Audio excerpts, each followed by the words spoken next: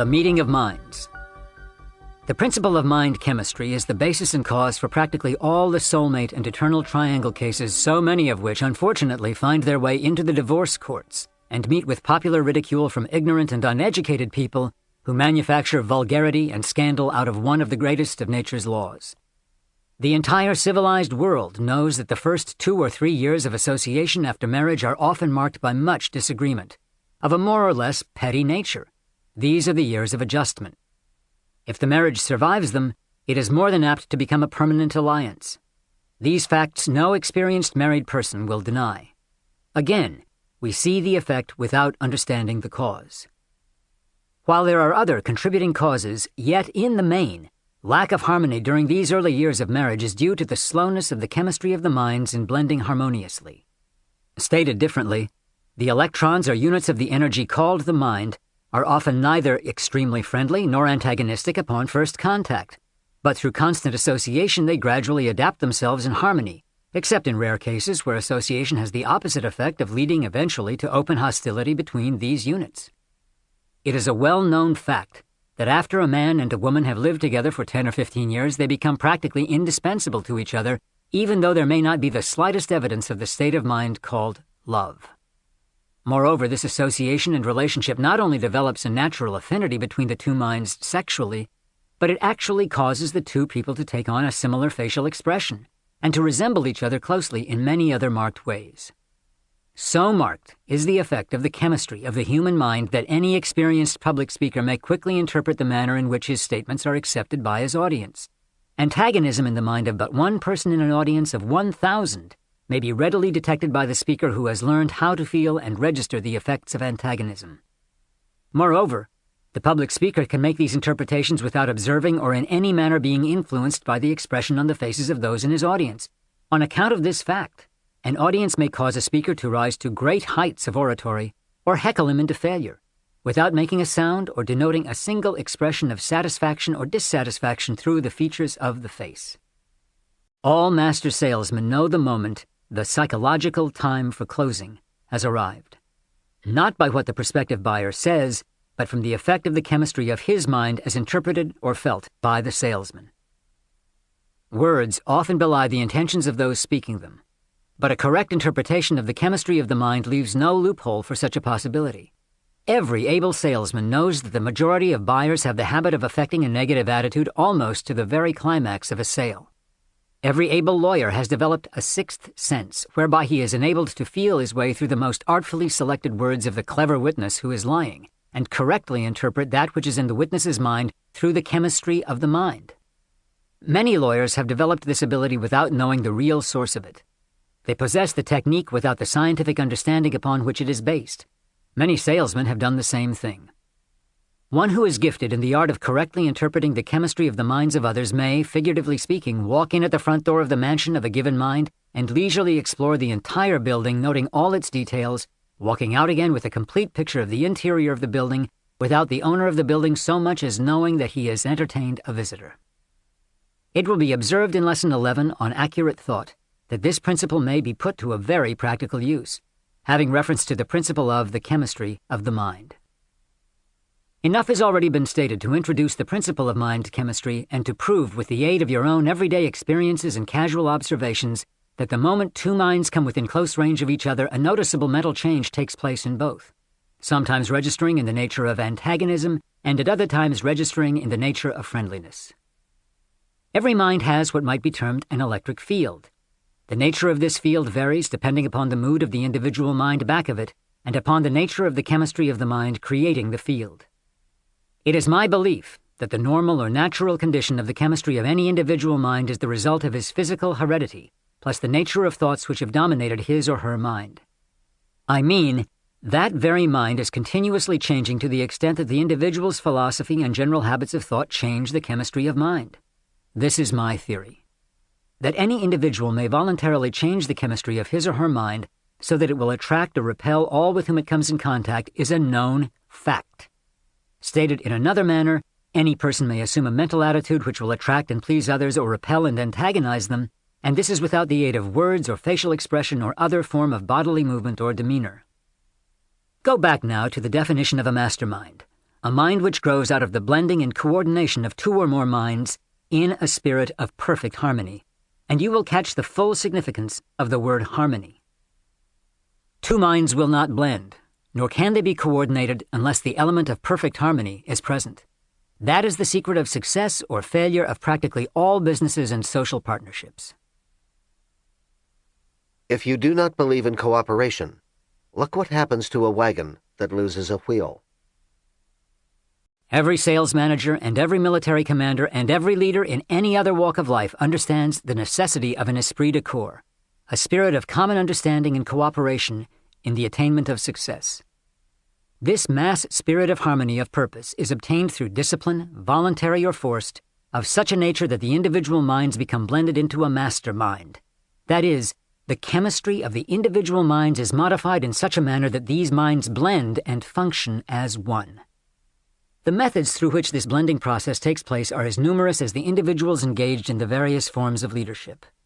Every leader has a method of coordinating the minds of his or her followers.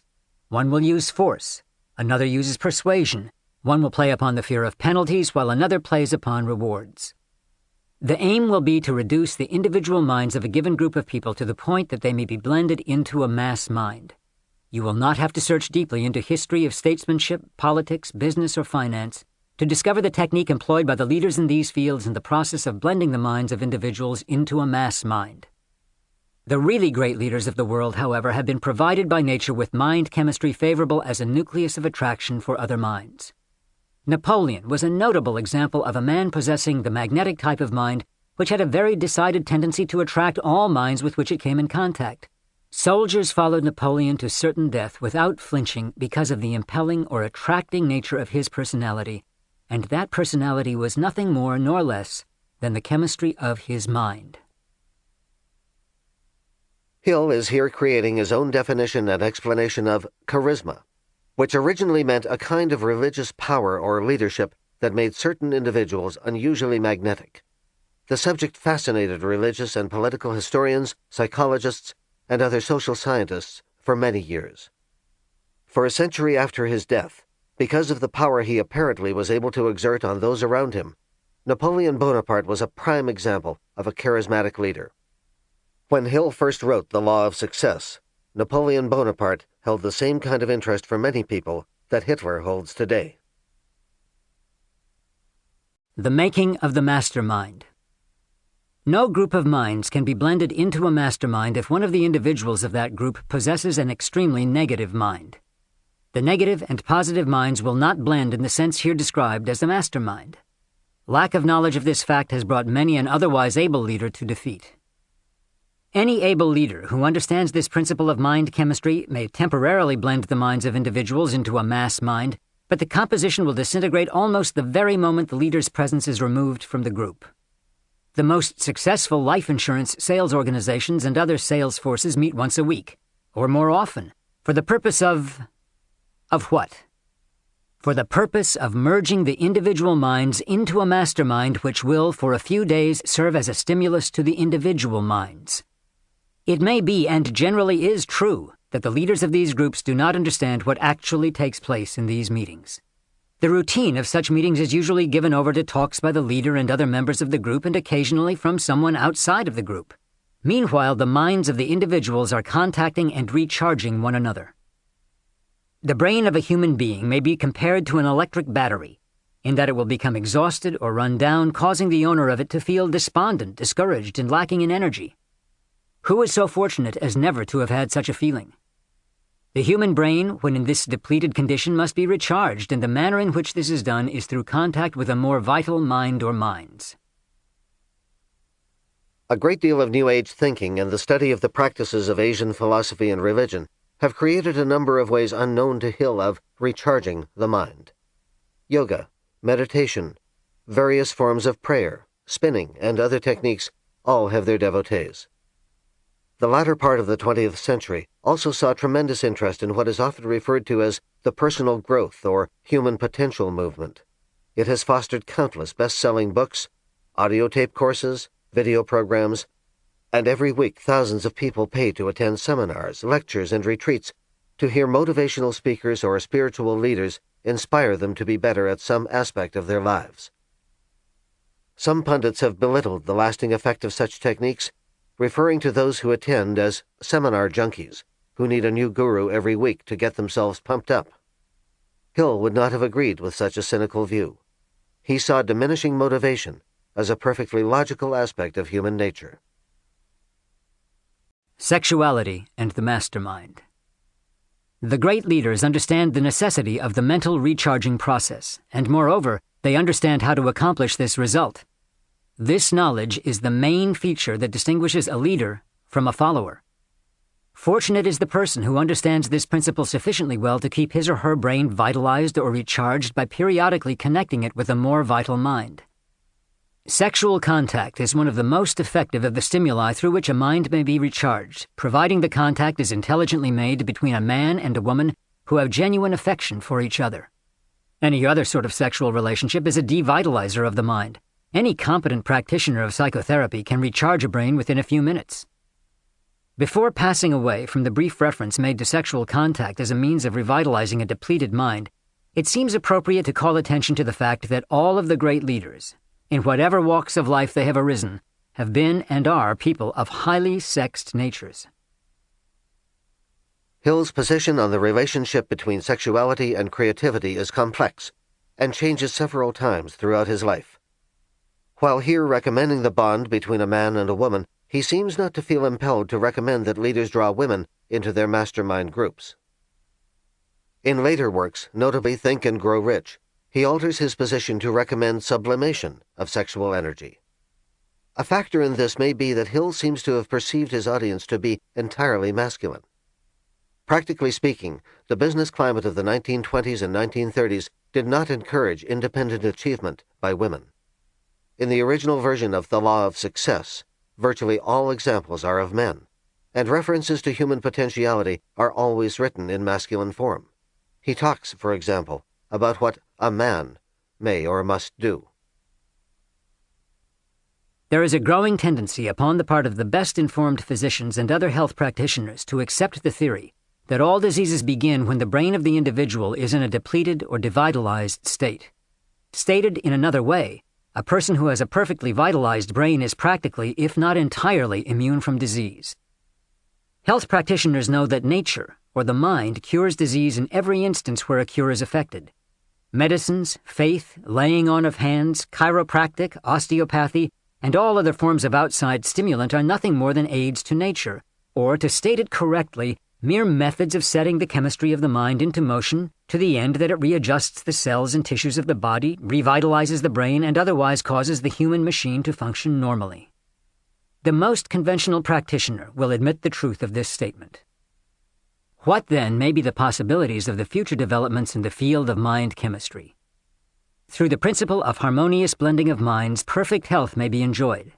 Through the aid of this same principle, sufficient power may be developed to solve the problem of economic pressure which constantly presses upon every individual. We may judge the future possibilities of mind chemistry by taking inventory of its past achievements, keeping in mind the fact that these achievements have been largely the result of accidental discovery and of chance groupings of minds. In his references to health and the power of the mind, Napoleon Hill once again demonstrates not only insight, but also what can now be seen as foresight.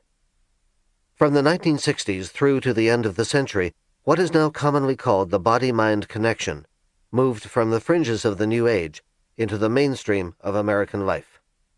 Virtually every newspaper, television news program, and popular magazine regularly features stories on the crucial role the mind plays in helping the immune system to heal the body.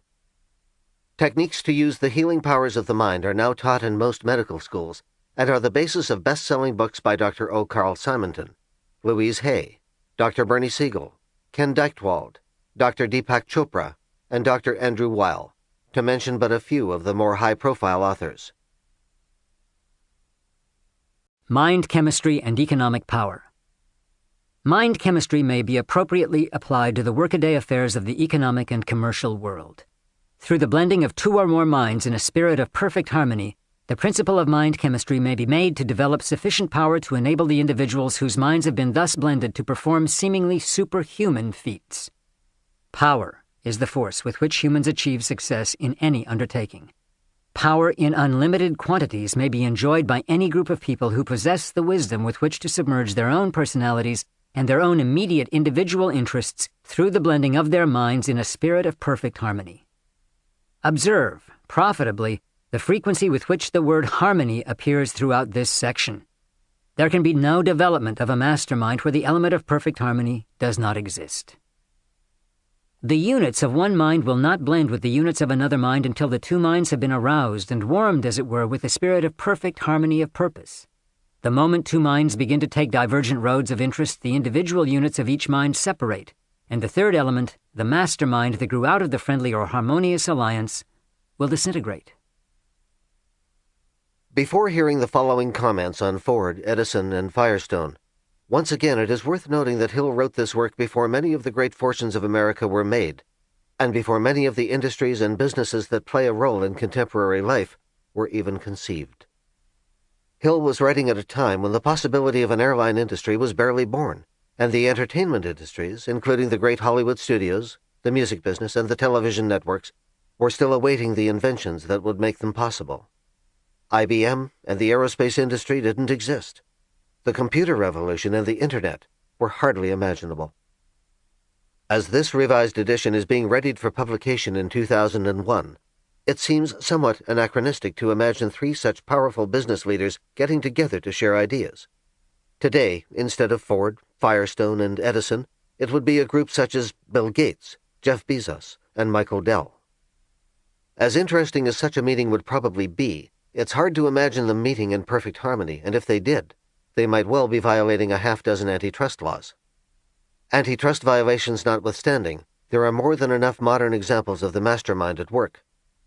What else would you term the coming together of Spielberg, Katzenberg, and Geffen to create DreamWorks, SKG? And who hasn't heard the classic example of Wozniak and Jobs huddled in a garage, putting together the first Apple computer that launched the computer revolution? Examples of mind chemistry in action.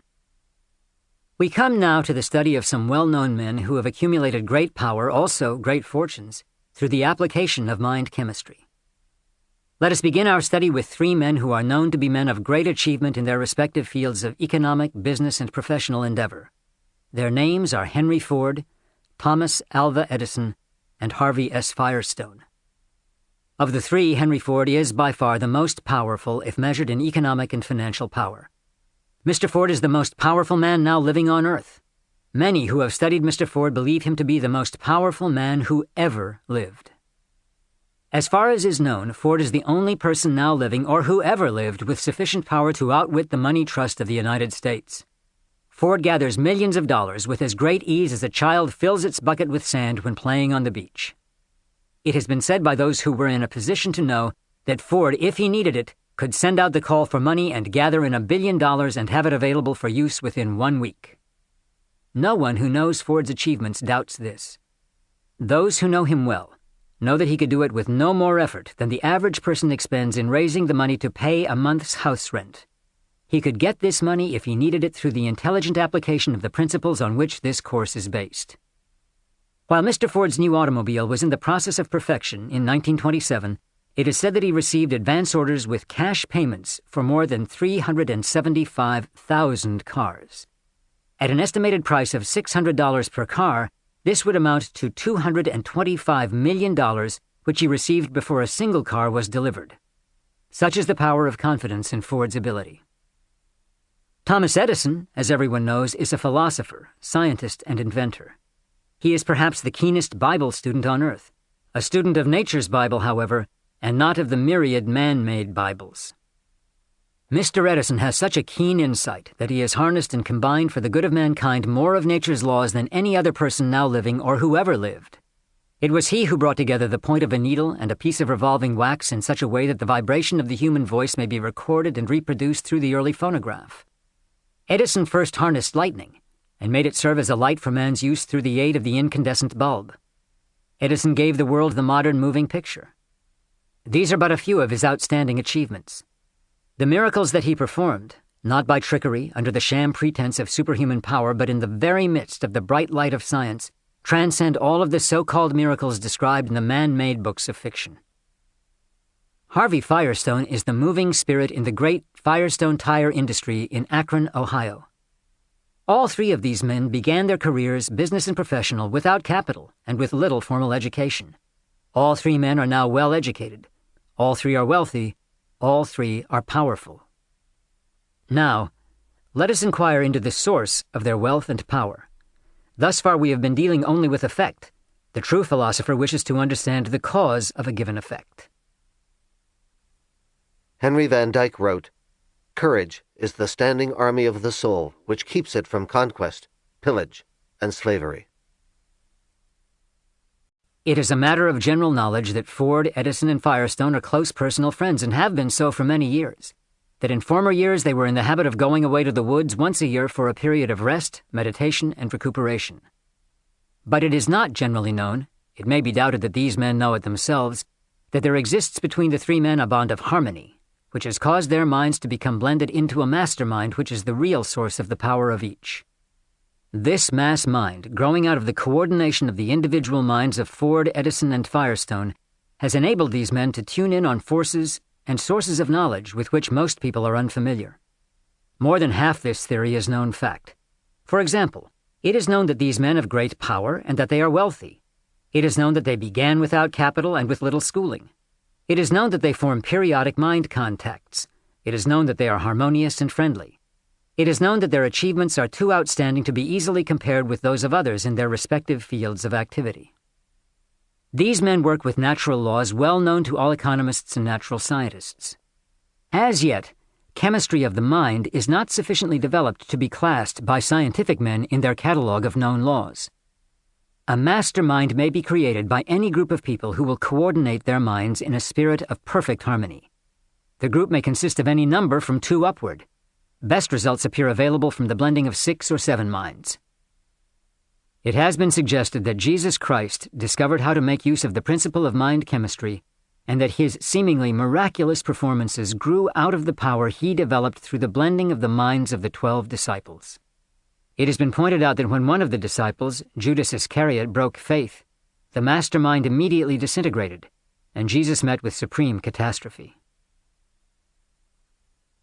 An opposite example is Adolf Hitler, whose ability to hold the minds of his people in thrall allowed him to dominate Europe, terrify the world, and commit countless crimes against humanity. His immoral use of the mastermind was defeated only by a greater mastermind, in which leaders like Franklin Roosevelt and Winston Churchill united their people in a valiant effort. It is interesting to note that in the United States, many people had opposed going to war against Hitler and his allies. President Roosevelt, however, applied many of the principles of the law of success to persuade the public of the necessity and rightness of his course. Truly great leaders have the ability to create harmony where it does not already exist. Roosevelt's mastermind, like that of Jesus Christ, survived his death. Hitler's perished with him. Not every mastermind changes the course of history, but they can still offer important and valuable contributions. In a time when it was unusual for women to start up businesses, Mary Kay Ash invested her life savings in developing and marketing a line of cosmetics. To make her venture a success, she created a mastermind with the women who sold her products.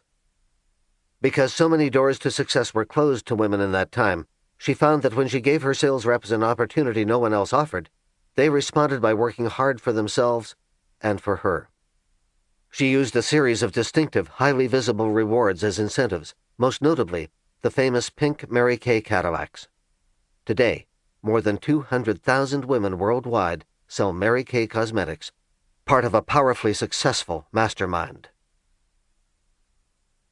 When 2 or more people harmonize their minds and produce the effect known as a mastermind, each person in the group becomes vested with the power to contact with and gather knowledge through the subconscious minds of all the other members of the group. This power becomes immediately noticeable, having the effect of stimulating the mind to a higher rate of vibration and otherwise evidencing itself in the form of a more vivid imagination and the consciousness of what appears to be a 6th sense. It is through this 6th sense that new ideas will flash into the mind. These ideas take on the nature and form of the subject dominating the mind of the individual. If the entire group has met for the purpose of discussing a given subject, Ideas concerning that subject will come pouring into the minds of all present as if an outside influence were dictating them. The minds of those participating in the mastermind become like magnets, attracting ideas and thoughts of the most highly organized and practical nature from no one knows where. The process of mind blending, here described as a mastermind, may be likened to the act of one who connects many electrical batteries to a single transmission wire, thereby stepping up the power flowing over that line. Each battery added increases the power passing over that line by the amount of energy the battery carries. Just so, in the case of blending individual minds into a mastermind.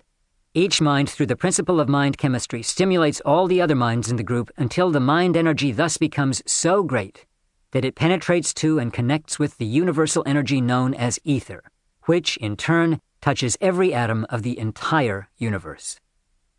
The modern radio apparatus substantiates to a considerable extent the theory here expounded. Powerful sending or broadcasting stations must be erected through which the vibration of sound is stepped up before it can be picked up by the much higher vibrating energy of the ether and carried in all directions. A master mind made up of many individual minds so blended that they produce a strong vibrating energy constitutes almost an exact counterpart of the radio broadcasting station.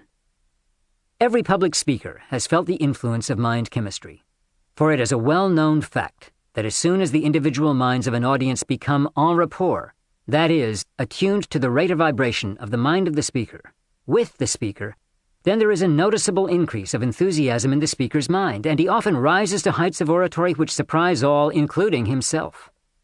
The first 5 to 10 minutes of the average speech are devoted to what is known as warming up. By this is meant the process through which the minds of the speaker and his audience are becoming blended in a spirit of perfect harmony. Every speaker knows what happens when this state of perfect harmony fails to materialize upon the part of his audience. The seemingly supernatural phenomena occurring in spiritualistic meetings are the result of the reaction upon one another of the minds in the group. These phenomena seldom begin to manifest themselves in less than 10 to 20 minutes after the group is formed, for the reason that this is about the time required for the minds in the group to become harmonized or blended. Ralph Waldo Emerson wrote, "Men cease to interest us when we find their limitations. The only sin is limitation. As soon as you once come up to a man's limitations, it is all over with him." Vibrations. The messages received by members of a spiritualistic group probably come from one of two sources, or from both. First, from the vast storehouse of the subconscious mind of some member of the group, or from the universal storehouse, in which I believe all thought vibration is preserved. Neither any known natural law nor human reason supports the theory of communication with individuals who have died. Any individual may explore the store of knowledge in another's mind through this principle of mind chemistry, and it seems reasonable to suppose that this power may be extended to include contact with whatever vibrations are available in the ether, if there are any. Matter and energy, the two known elements of the universe, may be transformed but neither created nor destroyed. The theory that all the higher and more refined vibrations, such as those of thought, are preserved, grows out of that fact. It is reasonable to suppose that all vibrations which have been stepped up sufficiently will go on forever. The lower vibrations probably live a natural life and die out. All the so-called geniuses probably gained their reputations because, by mere chance or otherwise, they formed alliances with other minds which enabled them to step up their own mind vibrations and enabled them to contact the vast temple of knowledge recorded and filed in the ether of the universe. Inquiring further into the source of economic power as manifested by the achievements of men in the field of business, let us study the case of the Chicago group known as the Big Six. This group consists of William Wrigley, Jr., who owns the chewing gum business bearing his name, and whose individual income is said to be more than $15 million a year, John R. Thompson, who operates the chain of lunchrooms bearing his name, Mr. Lasker, who owns the Lord & Thomas Advertising Agency, Mr. McCullough, who owns the Parmalee Express Company, the largest transfer business in America, and Mr. Ritchie and Mr. Hertz, who own the yellow taxicab business. A reliable financial reporting company has estimated the yearly income of these 6 men at upwards of $25 million, or an average of more than $4 million a year per man. Analysis of the entire group of 6 men discloses the fact that not one of them had any special educational advantages, that all began without capital or extensive credit, and that their financial achievement has been due to their own individual plans and not to any fortunate turn of the wheel of chance. Many years ago, these 6 men formed a friendly alliance, meeting at stated periods for the purpose of assisting one another with ideas and suggestions in their various lines of business. With the exception of Hertz and Ritchie, none of the 6 men was in any manner associated in a legal partnership. These meetings were strictly for the purpose of cooperating on a give-and-take basis, assisting one another with ideas and suggestions, and occasionally endorsing notes and other securities to assist some member of the group who had met with an emergency. It is said that each of the individuals belonging to this Big Six group is a millionaire many times over. As a rule, there is nothing worthy of special comment on behalf of a man who does nothing more than accumulate a few $1,000,000.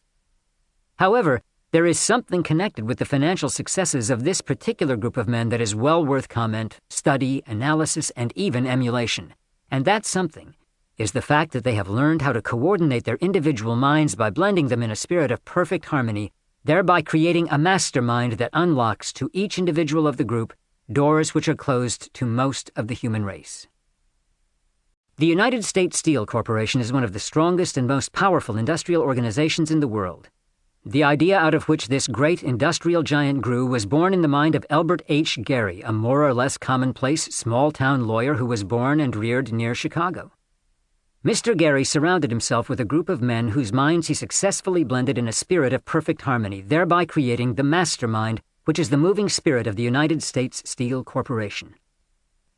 Search where you will, wherever you find an outstanding success in business, finance, industry, or in any of the professions, you may be sure that back of the success is some individual who has applied the principle of mind chemistry out of which a mastermind has been created.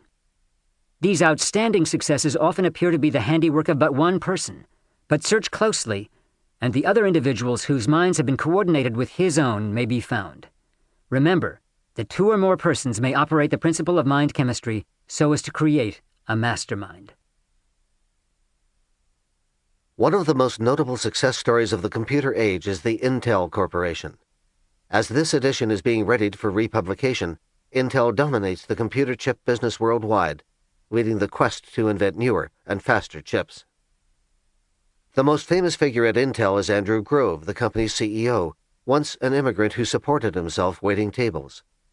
Grove's keen skills as a manager, however, are only a part of the reason for Intel's success, for Grove is part of a mastermind that includes Robert Noyce and Gordon Moore, the men whose technical knowledge and innovation helped drive the company forward. Each of these men is brilliant in his own right, but together they have made their company into the clear leader in its field and one of the most consistently profitable businesses in the volatile high-tech industry. Organized knowledge. Power is organized knowledge expressed through intelligent efforts.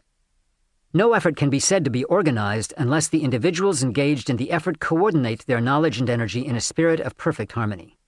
Lack of such harmonious coordination of effort is the main cause of practically every business failure. I conducted an interesting experiment in collaboration with the students of a well-known college. Each student was requested to write an essay on how and why Henry Ford became wealthy. Each student was required to describe as part of his or her essay what was believed to be the nature of Ford's real assets, of what these assets consisted in detail. The majority of the students gathered financial statements and inventories of the Ford assets and used these as the basis of their estimates of Ford's wealth. The sources of Ford's wealth included cash in banks, raw and finished materials and stock, real estate and buildings, and goodwill, estimated at from 10 to 25% of the value of the material assets. One student, out of the entire group of several hundred, answered as follows, quote, Henry Ford's assets consist in the main of 2 items. That is, 1, working capital and raw and finished materials, and 2, the knowledge gained from experience of Henry Ford himself and the cooperation of a well-trained organization which understands how to apply this knowledge to best advantage from the Ford viewpoint.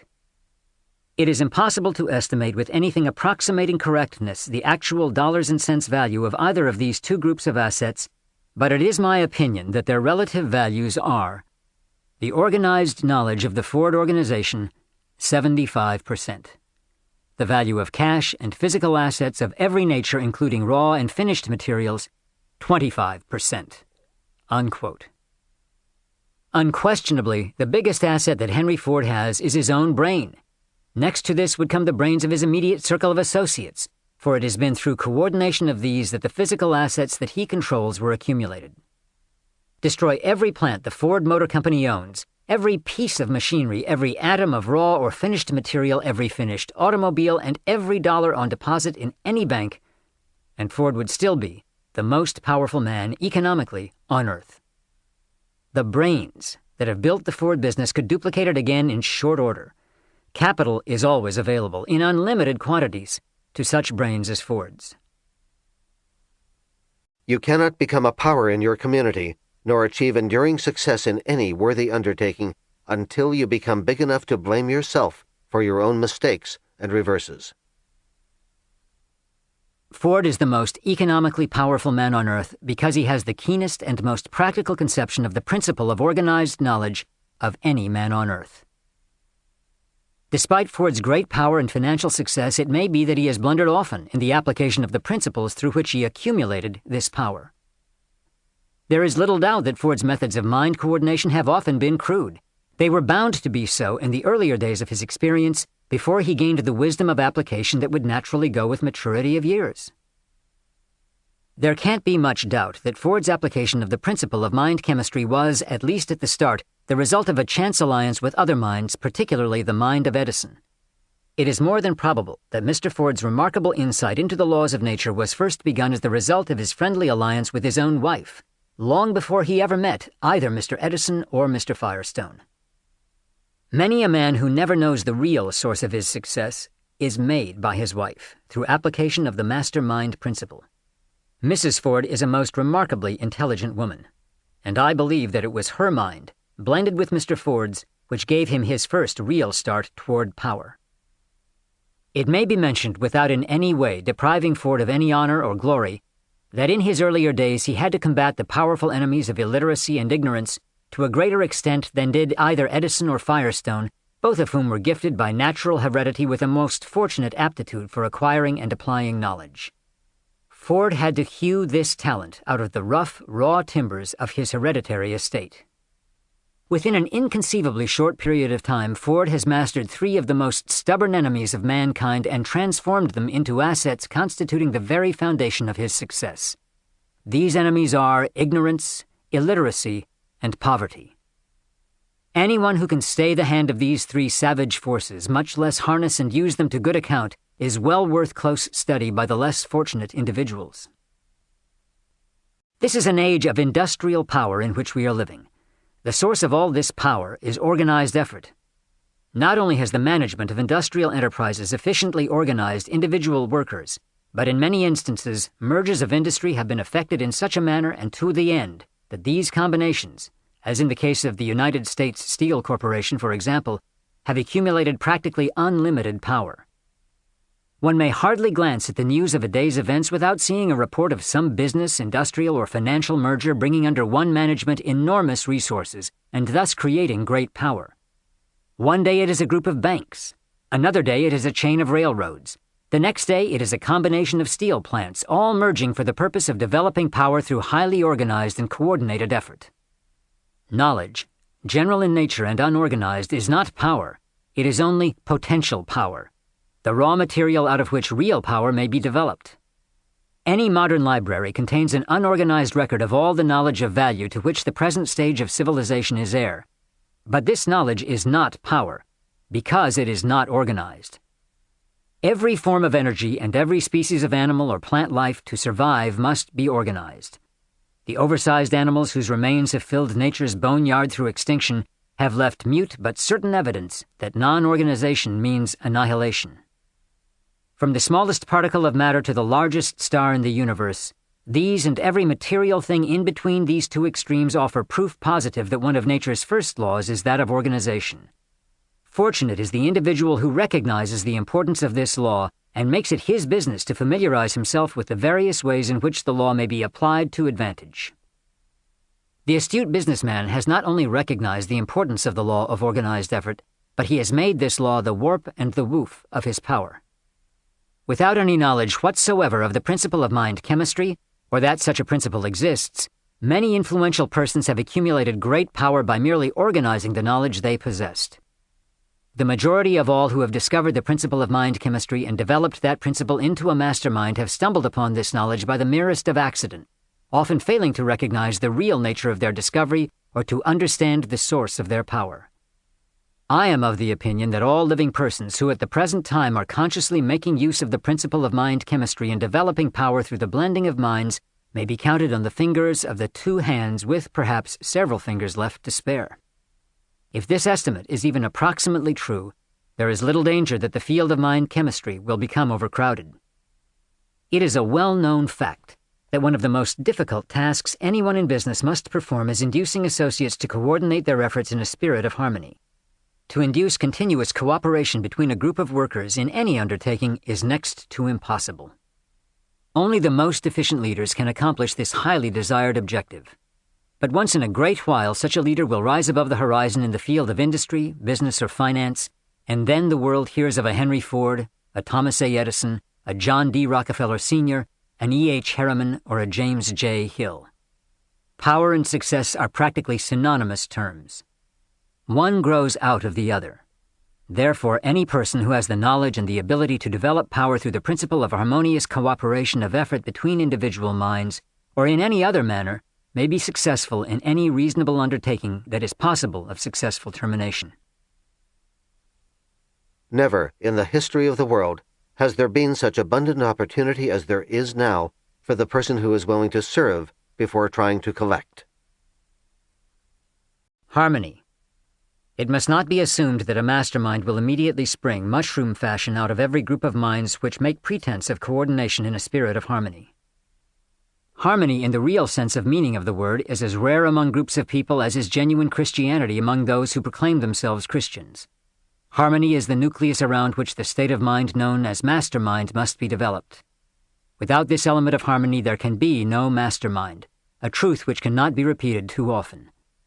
Woodrow Wilson had in mind the development of a mastermind to be composed of groups of minds representing the civilized nations of the world in his proposal for establishing the League of Nations. The League of Nations that Hill refers to was established in 1920 after World War I for the purpose of promoting world peace and cooperation. And though it was first proposed by President Woodrow Wilson, the United States never joined the organization, which seriously impeded its effectiveness. After the Second World War, the League of Nations was superseded by the creation of the United Nations, of which America was one of the founding nations. Unfortunately, the UN has not often lived up to Hill's conception of a mastermind, which requires that the participants come together in perfect harmony. Wilson's conception was the most far-reaching humanitarian idea ever created in the mind of man because it dealt with a principle that embraces sufficient power to establish a real brotherhood of man on earth. The League of Nations, or some similar blending of international minds in a spirit of harmony, is sure to become a reality. The time when such unity of minds will take place will be measured largely by the time required for the great universities and non-sectarian institutions of learning to supplant ignorance and superstition with understanding and wisdom. This time is rapidly approaching. Failure to develop a mastermind can create enormous, embarrassing fiascos. The Metropolitan Transit Authority of New York owned a valuable piece of property on Columbus Circle, one of the city's busiest intersections. The old Coliseum there had been made obsolete by a new convention center, so the Transit Authority decided to sell the land to a developer for a new building. Several companies bid, and a winner was selected. When the design for the building was unveiled, however, there was enormous public outcry, for the building was so large that its shadow would lie over vast stretches of Central Park. So the developers paid for a new building design, but it too was greeted with public dismay, for it made only a token effort to address the many objections. Citizen groups circulated petitions and threatened lawsuits. Wealthy individuals who lived in the neighborhood protested just as loudly as people on the street, because all felt that the park was threatened. The Transit Authority, the developer, even the city government tried to make the building happen. But at every turn, they were stymied by people who were outraged. Finally, the developer gave up. Hundreds of millions of dollars had been spent on the project, the Transit Authority lost its sale, construction jobs were lost, and the Coliseum sat empty and unused for a decade. All this because the leaders of the project failed to create harmony among the people of the city. The psychology of the revival meeting. The old religious orgy known as the revival offers a favorable opportunity to study the principle of mind chemistry known as mastermind. It will be observed that music plays no small part in bringing about the harmony essential to the blending of a group of minds in a revival meeting. Without music, the revival meeting would be a tame affair. During revival services, the leader of the meeting has no difficulty in creating harmony in the minds of his devotees. But it is a well-known fact that this state of harmony lasts no longer than the presence of the leader, after which the mastermind he has temporarily created disintegrates. By arousing the emotional nature of his followers, the revivalist has no difficulty with the proper stage-setting music in creating a mastermind which becomes noticeable to all who come in contact with it. The very air becomes charged with a positive, pleasing influence that changes the entire chemistry of all minds present. The revivalist calls this energy the Spirit of the Lord. Through experiments conducted with a group of scientific investigators and laymen who were unaware of the nature of the experiment, I have created the same state of mind and the same positive atmosphere without calling it the Spirit of the Lord. On many occasions, I have witnessed the creation of the same positive atmosphere in a group of men and women engaged in the business of salesmanship without calling it the Spirit of the Lord. I once helped conduct a school of salesmanship for Harrison Parker, founder of the Cooperative Society of Chicago, and by the use of the principle of mind chemistry that revivalists call the Spirit of the Lord, so transformed the nature of a group of 3,000 men and women, all of whom were without former sales experience, that they sold more than $10 million worth of securities in less than 9 months and earned more than $1 million for themselves. It was found that the average person who joined this school would reach the zenith of his or her selling power within 1 week, after which it was necessary to revitalize the individual's brain through a group sales meeting. These sales meetings were conducted on very much the same order as are the modern revival meetings, with much the same stage equipment including music and high-powered speakers who exhorted the salespeople.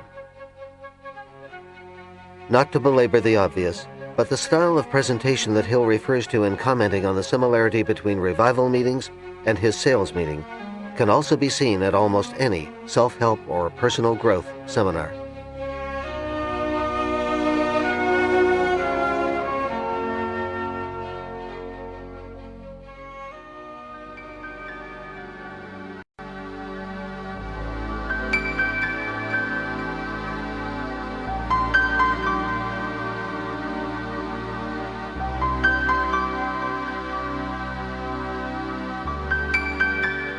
Call it religion, psychology, mind chemistry, or anything you please, they are all based upon the same principle.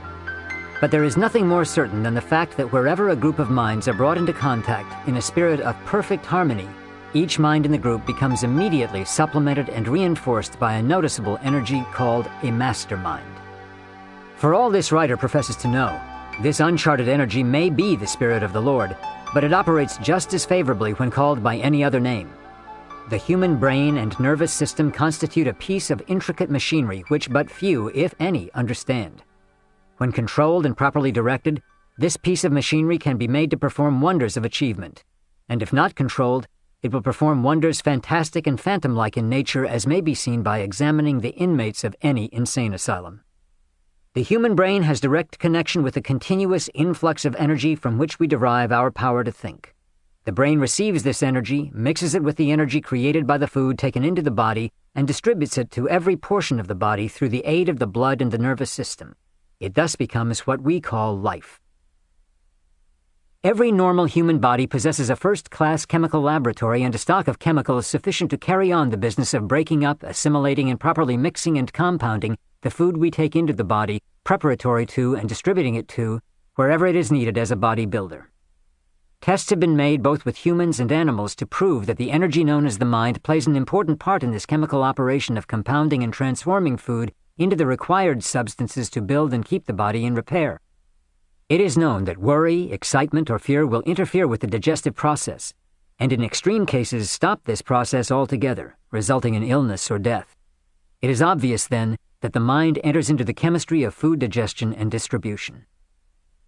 It is believed by many eminent authorities, although it may never have been scientifically proved, that the energy known as mind or thought may become contaminated with negative or so-called unsociable elements, causing the whole nervous system to be thrown out of working order. Digestion is interfered with, and various diseases will manifest themselves. Financial difficulties and unrequited love affairs head the list of the causes of such emotional disturbances. A negative environment, such as that existing where some member of the family is constantly nagging, will interfere with the chemistry of the mind to the point that the individual loses ambition and gradually sinks into oblivion. It is because of this fact that the old saying that a man's wife may either make or break him is literally true. In a subsequent lesson, a whole section on this subject is addressed to spouses. Anyone knows that certain food combinations will, if taken into the stomach, result in indigestion, violent pain, and even death. Good health depends, in part, at least, upon a food combination that harmonizes. But harmony of food combinations is not sufficient to ensure good health. There must be harmony also between the elements of energy known as the mind. A man is half-whipped the minute he begins to feel sorry for himself, or to spin an alibi with which he would explain away his defects. Harmony. Harmony seems to be one of nature's laws, without which there can be no such thing as organized energy or life in any form whatsoever. The health of the body, as well as the mind, is literally built around, out of, and upon the principle of harmony. The energy known as life begins to disintegrate, and death approaches when the organs of the body stop working in harmony. The moment harmony ceases at the source of any form of organized energy or power, the units of that energy are thrown into a chaotic state of disorder, and the power is rendered neutral or passive. Harmony is also the nucleus around which the principle of mind chemistry known as a mastermind develops power. Destroy this harmony, and you destroy the power that can grow out of the coordinated effort of a group of individual minds. This truth has been stated, restated, and presented in every manner that I could conceive with unending repetition. Unless you grasp this principle and learn to apply it, this lesson is useless. Success in life, no matter what one may call success, is very largely a matter of adaptation to environment in such a manner that there is harmony between the individual and his environment. The palace of a king becomes as a hovel of a peasant if harmony does not abound within its walls. Conversely, the hut of a peasant may be made to yield more happiness than the mansion of the rich man if harmony obtains in the former and not in the latter. Without perfect harmony, the science of astronomy would be as useless as the bones of a saint, because the stars and planets would clash with one another, and all would be in a state of chaos and disorder. Without the law of harmony, an acorn might grow into a heterogeneous tree consisting of the wood of the oak, poplar, maple, and whatnot. Without the law of harmony, there can be no organization of knowledge, for what, may one ask, is organized knowledge except the harmony of facts and truths and natural laws? The moment discord begins to creep in at the front door, harmony edges out at the back door, so to speak, whether the application is made to a business partnership or the orderly movement of the planets of the heavens. If you gather the impression that I am laying undue stress upon the importance of harmony, remember that lack of harmony is the first and often the last and only cause of failure. There can be no poetry, nor music, nor oratory worthy of notice without the presence of harmony. Good architecture is largely a matter of harmony. Without harmony, a house is nothing but a mass of building material, more or less a monstrosity. Sound business management plants the very sinews of its existence in harmony. Every well-dressed man or woman is a living picture and a moving example of harmony. With all these workaday illustrations of the important part which harmony plays in the affairs of the world, nay, in the operation of the entire universe, how could any intelligent person leave harmony out of his definite chief aim in life? Could any definite aim in life omit harmony as the chief stone of its foundation? Knowledge and power. The human body is a complex organization of organs, glands, blood vessels, nerves, brain cells, muscles, etc. The mind that stimulates to action and coordinates the efforts of the component parts of the body is also a plurality of ever-varying and changing energies. From birth until death there is continuous struggle, often assuming the nature of open combat between the forces of the mind. For example, the lifelong struggle between the motivating forces and desires of the human mind, which takes place between the impulses of right and wrong, is well known to everyone. Every human being possesses at least 2 distinct personalities, and as many as 6 distinct personalities have been discovered in one person. One of man's most delicate tasks is that of harmonizing these mind forces so that they may be organized and directed toward the orderly attainment of a given objective. Without this element of harmony, no individual can become an accurate thinker. It is no wonder that leaders in business and industrial enterprises, as well as those in politics and other fields of endeavor, find it so difficult to organize groups of people so they will function in the attainment of a given objective without friction. Each individual human being possesses inner forces that are hard to harmonize, even when placed in the environment most favorable to harmony. If the chemistry of the individual's mind is such that the units of the mind cannot be easily harmonized, think how much more difficult it must be to harmonize a group of minds so that they will function as one in an orderly manner through a mastermind. The leader who successfully develops and directs the energies of a mastermind must possess tact, patience, persistence, self-confidence, intimate knowledge of mind chemistry, and the ability to adapt in a state of perfect poise and harmony to quickly changing circumstances without showing the least sign of annoyance. How many are there who can measure up to this requirement? The successful leader must possess the ability to change the color of the mind chameleon-like to fit every circumstance that arises in connection with the object of leadership. Moreover, he or she must possess the ability to change from one mood to another without showing the slightest signs of anger or lack of self-control. The successful leader must understand the 17 laws of success and be able to put into practice any combination of these 17 laws whenever occasion demands.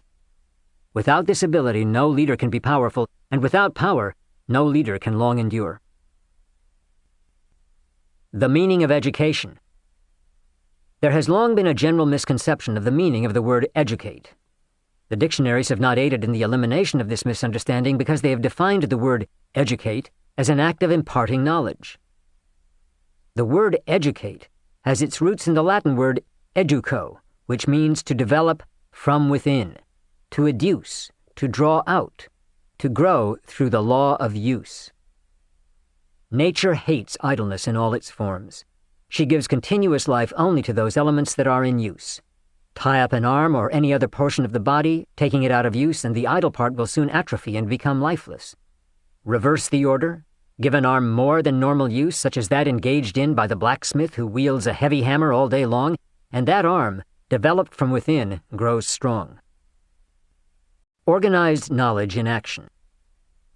Power grows out of organized knowledge, but mind you, it grows out of it through application and use. A person may become a walking encyclopedia of knowledge without possessing any power of value. This knowledge becomes power only to the extent that it is organized, classified, and put into action. Some of the best educated people the world has known possessed much less general knowledge than some who have been known as fools.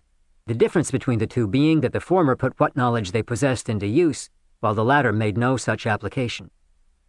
An educated person is one who knows how to acquire everything needed in the attainment of the main purpose in life without violating the rights of others. By that definition, many knowledgeable individuals come nowhere near qualifying as educated.